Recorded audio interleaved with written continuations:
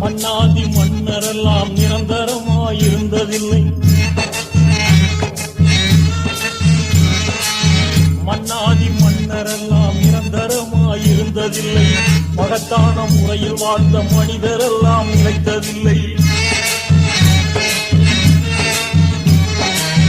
மன்னாதி மன்னரெல்லாம் நிரந்தரமாயிருந்ததில்லை.